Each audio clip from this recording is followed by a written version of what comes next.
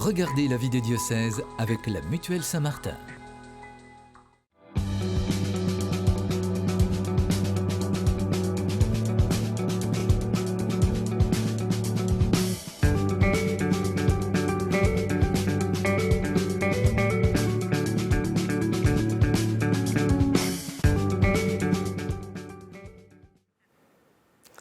Bonjour à toutes et à tous, bienvenue dans la vie des diocèses, l'émission où nous partons chaque semaine à la découverte d'un territoire et de son évêque.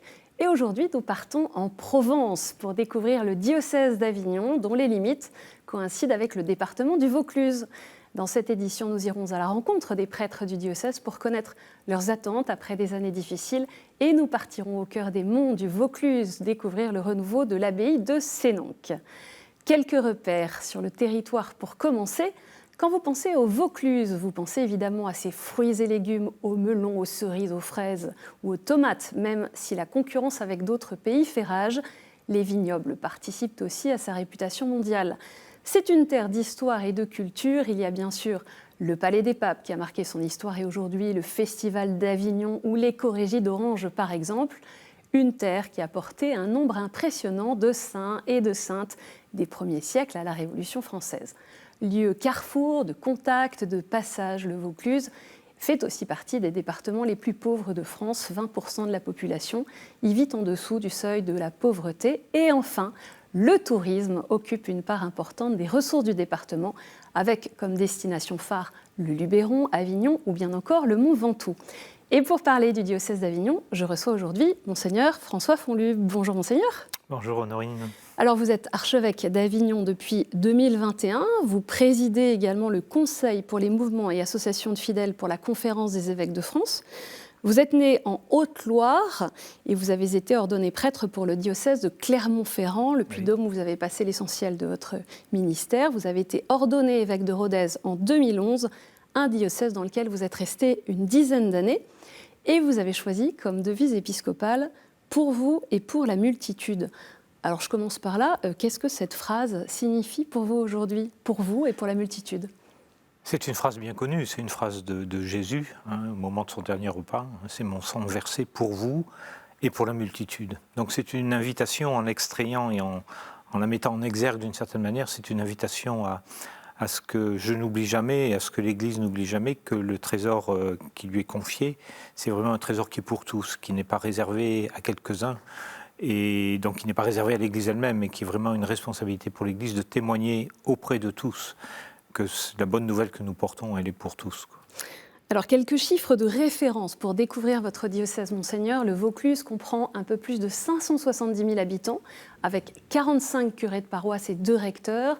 L'enseignement catholique accueille 17 000 évêques sur 57 établissements. Il y a 93 prêtres de moins de 75 ans qui représentent des réalités diverses et les 2 tiers viennent d'ailleurs d'autres pays. 11 séminaristes en formation, dont 8 au séminaire du chemin néo-catéchuménal, et un nombre important de communautés, instituts et réalités nouvelles. On y reviendra. L'actualité du diocèse, Monseigneur, si j'ose dire, c'est la publication, le 16 octobre dernier, de votre première lettre pastorale depuis votre installation à Avignon, et vous l'avez appelée « Discerner ce que l'Esprit dit à notre Église ». Alors, je l'ai lu, vous commencez par analyser les transformations de notre société, les conséquences sur la vie de l'Église, vous invitez aussi à revenir aux fondamentaux, à vous interroger sur la manière de vivre en Église.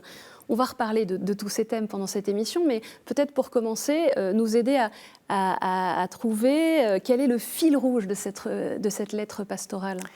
Bien, c'est plutôt une interrogation que je veux poser. Il y a 15 mois que je suis dans le diocèse, donc c'est des premiers temps où on prend le temps de découvrir, et en même temps il faut découvrir rapidement parce qu'il y a beaucoup de choses qui vous sollicitent de différentes manières. Et je sentais aussi qu'il y avait une attente que l'évêque commence à orienter, à dire des choses, à savoir ce qu'il voulait, qu'est-ce qu'il veut faire, qu'est-ce qu'il veut nous proposer. Et donc c'est plutôt une invitation au discernement, essayer de repérer un peu ce qui a changé dans notre vie ecclésiale depuis des années, qu'est-ce qui se transforme progressivement, et de quelle manière nous en avons pris ou nous pouvons en prendre la mesure pour nous interroger sur la façon dont nous avons à nous ajuster comme Église à la société dans laquelle nous vivons, et pour nous interroger aussi sur la manière de témoigner, c'est-à-dire de vivre la mission. Je crois que Il y a beaucoup de questions, excusez-moi, il y a beaucoup de questions dans cette lettre pastorale. C'est continuer aussi cette démarche synodale ? Alors d'une certaine manière, c'est un peu s'appuyer sur ce que nous avons vécu avec l'Église universelle et l'Église de France l'année dernière. Et j'ai été très heureusement surpris du nombre d'équipes qui se sont constituées, qui ont envoyé une participation, qui ont rendu compte de leur réflexion. Et donc sans prolonger ce qui maintenant appartient à l'Église universelle et qui va se poursuivre jusqu'à l'automne 2023, je pense que cette même dynamique peut nous aider à poursuivre une réflexion entre nous, mais en essayant de regarder ce que nous sommes, nous, appelés à vivre aujourd'hui sur cette terre du Vaucluse. Alors on va pouvoir justement approfondir les grands thèmes dans quelques instants. Après un précédent épiscopat de 18 années, marqué par de graves difficultés et tensions avec l'ancien évêque Monseigneur Jean-Pierre Catenoz, les catholiques du diocèse d'Avignon veulent retrouver une relation de confiance apaisée avec leur nouvel archevêque. Et notre reporter Ophélie Marien a assisté à la journée diocésaine de rentrée pour les prêtres nommés à de nouvelles responsabilités et a recueilli leurs attentes. Ce matin, le père Thomas se rend à la journée de rentrée pour les nouveaux curés à la maison diocésaine d'Avignon. Il a été ordonné dans le diocèse en 2013 et en septembre 2021, il a été nommé curé pour la première fois par Monseigneur Fonlu. Chacun commence par se présenter. Moi, c'est la première fois que je suis comme curé, donc j'apprends aussi le métier. Donc, pour moi, je pense que cette journée aussi, c'est une journée riche pour moi aussi, de voir aussi tous les confrères qui ont beaucoup d'expériences diverses. Ça m'aide aussi dans cette charge. Monseigneur Fonlu, nommé archevêque d'Avignon en juin 2021, se prête lui aussi à l'exercice. Moi, j'ai vécu une première année ici qui était vraiment une année de découverte. Une année de découverte, découverte des lieux, mais découverte des personnes. C'est passé beaucoup par la rencontre avec les prêtres. La confiance est à recréer entre le presbytérium et leur nouveau pasteur, car le diocèse d'Avignon a été marqué par de graves dissensions. Plusieurs prêtres témoignant d'abus d'autorité de la part de leur ancien archevêque. Le père Dominique, ordonné en 1983 dans le diocèse, connaît bien le Vaucluse, où il est né. Il revient juste de Polynésie française, où il a été prêtre fidei donum pendant 6 ans. Un éloignement choisi, entre autres, pour fuir le climat délétère dans le diocèse. Pour moi, ça a été particulièrement dur parce que j'ai été pendant 6 ans vicaire général du diocèse et pendant 3 ans à temps plein.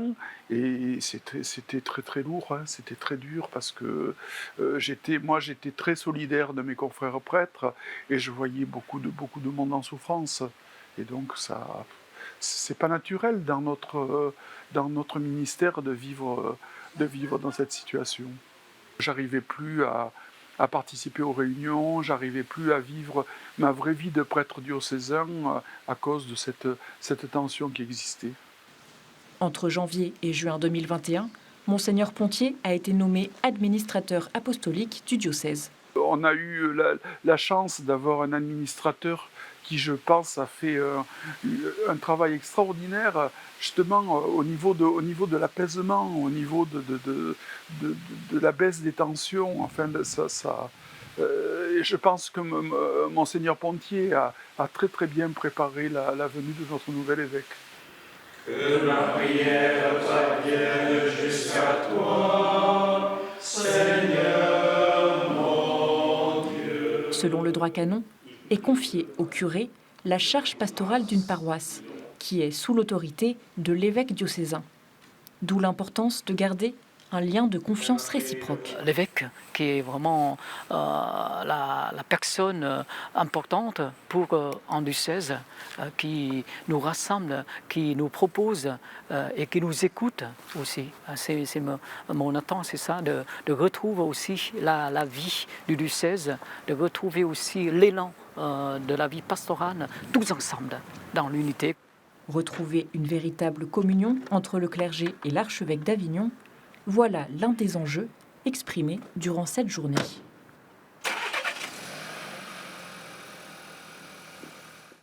Dans votre dernière lettre pastorale, justement, vous écrivez « Sachons manifester notre reconnaissance aux prêtres ».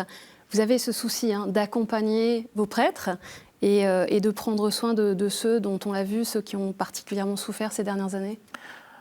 Je crois que c'est important pour toute l'Église, hein, quels que soient les lieux, d'être attentif aux prêtres, dans une période où le ministère n'est pas très simple, hein, pour de multiples raisons, des raisons événementielles, hein, des circonstances ou des situations que traverse l'Église ou à laquelle elle est affrontée. Je crois que c'est très important aussi, dans un lieu comme le diocèse d'Avignon, effectivement, de nouer une relation de respect réciproque et une relation d'estime et de confiance avec les uns et les autres. Vous avez évoqué que les prêtres sont nombreux, beaucoup viennent de terres différentes. C'est important qu'ils se connaissent. Je trouve que c'est un presbytérium qui a la chance, grâce à eux, d'être jeune, et je suis reconnaissant à tous ceux qui sont là. C'est aussi un presbytérium qui a besoin de se constituer ou de s'enraciner sur un horizon commun, et c'est peut-être là-dessus qu'il nous faut travailler actuellement, et nous accueillir, et puis nous préciser un horizon ensemble. Alors on l'a entendu dans le reportage, vous êtes arrivé dans un diocèse qui a traversé une vraie crise, on ne va pas revenir sur tous les événements, certains ont été mentionnés dans le reportage. C'est pas le but. Tout simplement, comment va le diocèse d'Avignon aujourd'hui ? Écoutez, il va bien, je crois. Il va bien. Moi, j'essaie de le découvrir. Il faut du temps pour découvrir. Quand on arrive, c'est une église qui nous est confiée. Et on la reçoit telle qu'elle est. Elle est différente de celle que je servais précédemment. J'apprends à la découvrir dans sa grande diversité, et la présentation que vous en donniez nous montre aussi la diversité humaine et culturelle de cette terre, qui est faite par un brassage, qui est marqué aussi par beaucoup de contrastes. Et donc tout ça, ça se répercute dans l'Église.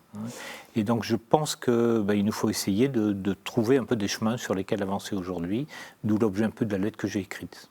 Alors, 2 points quand même pour cet état des lieux. Il y a eu un déficit qui était très très marqué en 2018, près de 2 millions d'euros de déficit. Est-ce que l'état des finances du diocèse s'est amélioré ? On essaie d'objectiver les questions qui se présentent, on essaie Oui, il y a eu un effort très important qui a été fait avant même mon arrivée, là, avec une participation importante des paroisses pour équilibrer le budget diocésain, et on essaie petit à petit de repérer la meilleure manière d'avancer. Aujourd'hui, la situation s'équilibre, mais c'est vrai qu'on fait partie des diocèses qui ont un budget fragile et qui ne nous permet pas de beaucoup de débord. Et puis une dernière question sur cet aspect, que devient le séminaire Redemptoris Mater qui est confié au chemin néocatéchuménal et dans lequel, qui a coûté 4 millions d'euros au diocèse. Il y a 8 séminaristes qui sont dans ce séminaire.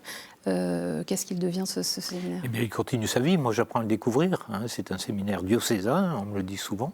C'est un séminaire qui accueille des séminaristes qui viennent de différents pays de l'étranger par la dynamique du chemin néocatéchuménal. J'essaie de découvrir, de comprendre et de voir un petit peu quel devenir peut être pour ce lieu en fonction dont nous allons avancer ensemble. Alors sur un tout autre sujet, je reviens à votre lettre pastorale où vous faites le lien entre la canonisation de Saint César de Bus, qui a catéchisé, transmis la parole de Dieu, et les questions actuelles sur l'évangélisation, la formation. Cette question, elle est immense, mais comment transmettre la foi aujourd'hui dans le diocèse d'Avignon ? Quelle est votre vision de l'évangélisation ? César de Bus, il est né au XVIIe siècle, après le Concile de Trente, et il a eu à cœur de transmettre. Il a fondé les pères de la doctrine chrétienne, et donc il a eu à cœur de transmettre la bonne nouvelle dans les moyens et la méthode de l'époque. Je crois qu'aujourd'hui, nous avons à nous réinterroger à nouveau frais. On voit quand même une grande fragilisation des lieux ou des moyens par lesquels nous rencontrions des enfants ou des jeunes aujourd'hui. Et donc, il y a à prendre à bras-le-corps et à essayer de se demander de quelle manière aujourd'hui être une église qui rejoint les personnes, une église qui fait signe, une église qui accueille des enfants ou des familles. Mais la grande difficulté qui est la nôtre aujourd'hui, c'est d'accompagner dans la durée. On est capable ponctuellement de vivre telle ou telle chose. On a beaucoup plus de mal de fidéliser des personnes. Et donc, c'est un peu là-dessus qu'il va nous falloir chercher avec des différents acteurs de ces pastorales. Alors, on va partir maintenant dans la commune de Gordes, ou Gordès. Gordes, au cœur des monts du Vaucluse, où l'abbaye Notre-Dame de Sénanque abrite une communauté de moines cisterciens qui vivent selon la règle de Saint-Benoît. Cette abbaye connaît un véritable renouveau et joue un rôle important dans le diocèse, pour les croyants comme pour les nombreux touristes, comme l'explique frère Jean, le frère hôtelier de l'abbaye. Cette abbaye, en toute modestie, fait un peu partie des hauts lieux de notre diocèse, avec le Palais des Papes à Avignon, la cathédrale Notre-Dame des Dons. Je pense que la vie de Sénanque, la vie de l'abbaye compte dans le diocèse. Beaucoup de prêtres du diocèse ont fréquenté l'abbaye lorsqu'ils étaient enfants, lorsqu'ils étaient séminaristes. Et nous sommes toujours heureux de les accueillir, bien sûr. Notre vie monastique est structurée par 4 grands piliers: la prière commune, la liturgie, le travail manuel pour gagner notre vie et pour partager avec les pauvres, qui est une dimension importante, l'accueil, ici à Sénanque, avec une hôtellerie pour accueillir des retraitants, mais aussi pour accueillir les milliers de visiteurs qui passent ici tout au long de l'année et pour leur offrir un espace où ils puissent rencontrer le Seigneur. Et puis la vie fraternelle entre nous, puisque nous cherchons Dieu ensemble. Qu'est-ce que la vie de ces religieux nous dit aujourd'hui encore ?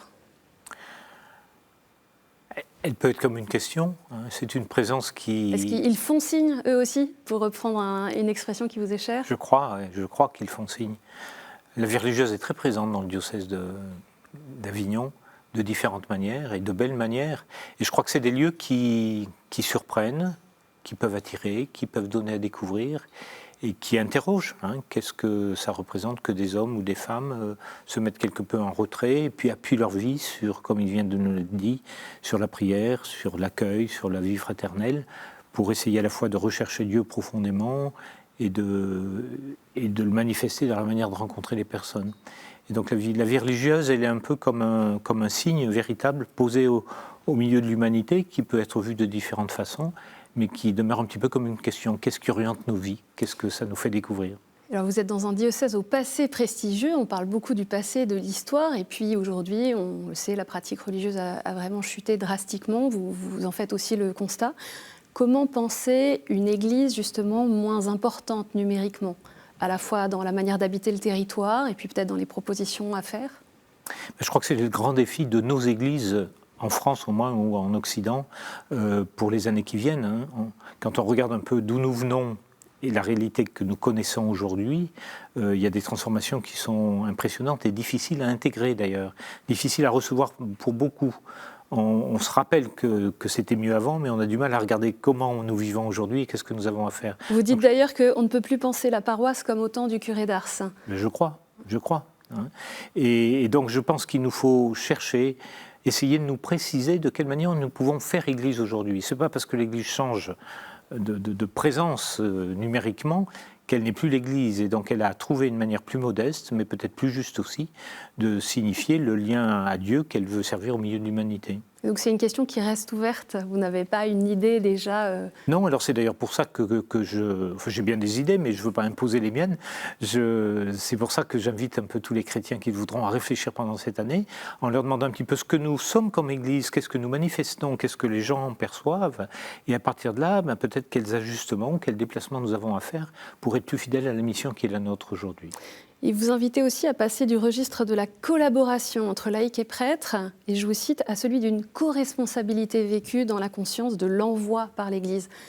Qu'est-ce que ça veut dire pour vous, justement ? Ça veut dire que c'est le diocèse dont j'ai reçu la charge, c'est un diocèse, on l'a dit, qui a beaucoup de prêtres, et où les prêtres sont présents et très présents pour animer l'ensemble des communautés chrétiennes, et c'est très bien, et je leur en suis reconnaissant, mais je pense que nous avons un effort à faire pour prendre conscience de la responsabilité des baptisés, et pour peu à peu inventer une manière de travailler davantage avec eux sur des lieux de discernement, sur des lieux de décision et sur des lieux d'animation, des communautés paroissiales, comme aussi les conseils diocésains ou les différents lieux où l'Église essaie de voir de quelle manière avancer.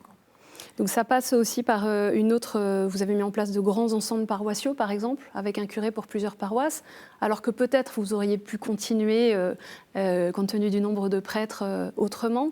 C'est déjà une manière d'initier ce changement de culture ? C'est en tout cas une interrogation peut-être là-dessus, de se demander...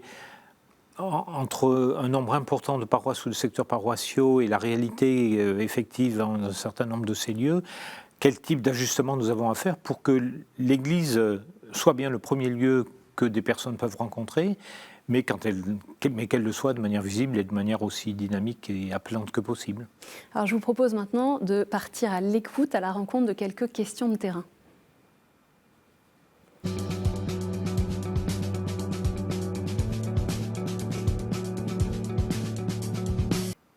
Première question qui est posée par Edith, qui est responsable d'une formation sur la doctrine sociale de l'Église dans sa paroisse. Oui, bonsoir. Ma question porte sur la formation des baptisés. Je voulais savoir particulièrement quelles étaient vos intentions par rapport à la formation des baptisés dans le diocèse. Quelles sont vos attentes? Quels sont vos objectifs? Comment vous avez pu analyser les propositions de formation qui étaient déjà existantes à votre arrivée et savoir si vous avez des perspectives complémentaires et nouvelles. Je vous remercie. Voilà une question vaste. J'ai été frappé de voir comment dans la consultation synodale, l'attente de formation était importante. Donc il y a ce besoin exprimé pour les chrétiens d'être soutenus et d'avoir des moyens qui les aident à aller plus loin dans l'intelligence de leur foi et puis des conséquences de la foi dans la manière de le vivre, ce qui est évoqué autour de la doctrine sociale. Il existe déjà bien des choses. Je suis frappé de découvrir ce qui est proposé par l'Institut diocésain de formation, par différents lieux aussi où des prêtres ou des communautés proposent une formation particulière. Cette année, il y a une nouvelle formation qui va se lancer, qui s'appelle Théophile et qui veut essayer de proposer quelque chose plus en proximité dans un certain nombre de lieux. Donc il y a vraiment un bel effort qui est fait et qui se poursuit. Et je pense que nous aurons sans doute à réfléchir peut-être sur la manière un peu de le déployer pour que ça soit vraiment un des efforts consistants de notre vie ecclésiale. Alors on a une autre question d'Adrien, qui est chef scout. Bonsoir Monseigneur, comment est-ce que vous envisagez la mission de l'évangélisation avec, entre autres, un islam de plus en plus présent dans notre diocèse?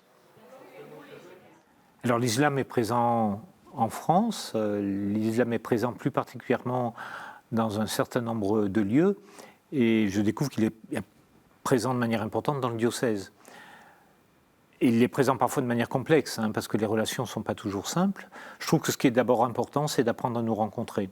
C'est d'éviter de nous embarquer dans des peurs qui ne sont pas toujours justifiées, qui ne sont pas toujours rationnelles. Il nous faut donc apprendre à nous connaître là où c'est possible et à nous estimer réciproquement.